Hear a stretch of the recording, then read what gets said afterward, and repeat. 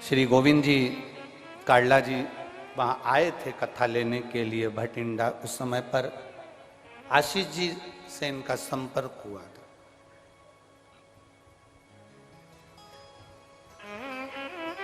इनका एक शब्द बड़ा सुंदर था, जो शब्द हमें आशीष जी ने गोविंद जी बताया था कि कथा तारकेश्वर महादेव को सुनना है, तारा बाबा को कराना है, और हमारे सिरसा के लोग शिव पुराण को सुनने के लिए ललायित हैं और हमारा विश्वास करता है ये कथा तारा बाबा खूब अच्छे से कराए। ये शब्द थे गोविंद जी।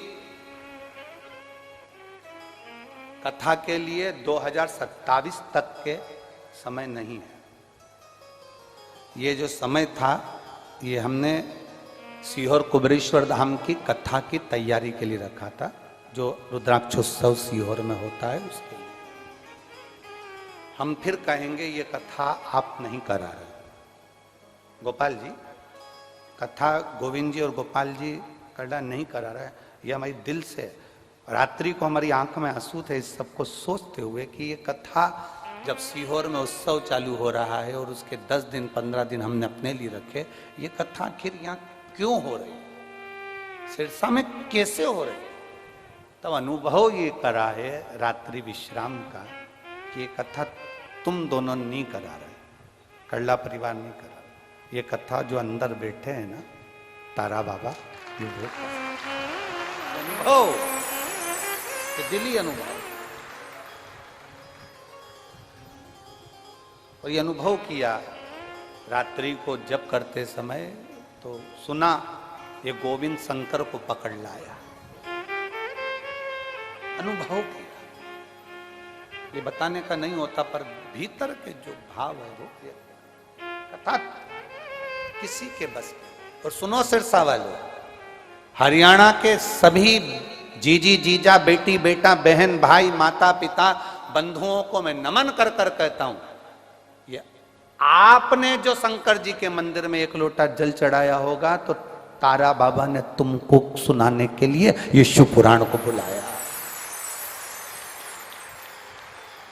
ये तुम्हारी भक्ति का बल बड़ा है, तुम्हारे 1 लोटे जल का बल बड़ा है, तुम्हारी भक्ति का बल बड़ा है, जो ये शंकर भगवान की अविरल कथा श्रवण करने का तुम्हें सौभाग्य प्राप्त हुआ, शिव तत्व को प्राप्त करने। हाँ भाग्यशाली हो आप। अपने घर जाओ तो थोड़ा सा राइन नॉन से नजर उतरवा ले। घर जाते जाते तुम घर वालों से कह देना आज मेरी नजर उतार दो, घर के लोग पूछेंगे पागल हो गई है, 90 साल की नजर कौन लगाएगा, कोई नहीं, देवताओं की नजर लग जाएगी कि इतनी कथा सुन रही है, इतनी कथा, इसलिए मेरी नजर उतार। और वो हमारी मम्मी कहती थी ना, अटक मटक चटक, लग गई नजर तो उसको उतारो।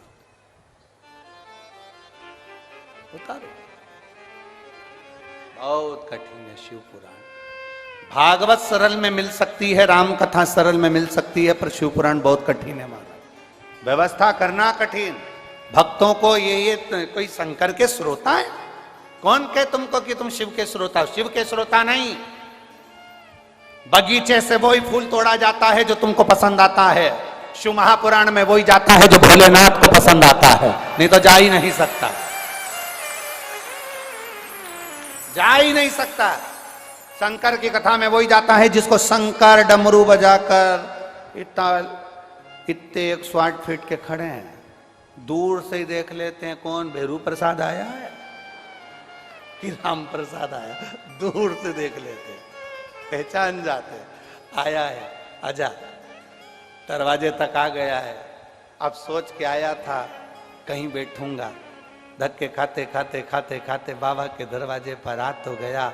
अब मर्जी उसकी है, वो कहाँ बिठाकर कैसे सुनाकर झोली भर कर भेज दे, ये उसके ऊपर निर्भर करता है, उसके ऊपर। तुम आए हो यहां, तुम ये मत सोचना, शादी में जाते हो ना तो सोच कर जाते हो हमारे रिश्तेदार की शादी, हमारे नातेदार की शादी है, परंतु यहां तो बाबा बुलाए, बाबा ने कहा खूब अलमस्त होकर सुनो। कथा का पहला दिन है आज, तो 6 दिन अपने ही है। ऐसी जोरदार मस्ती में सुनना, पर किसी को पूछना नहीं।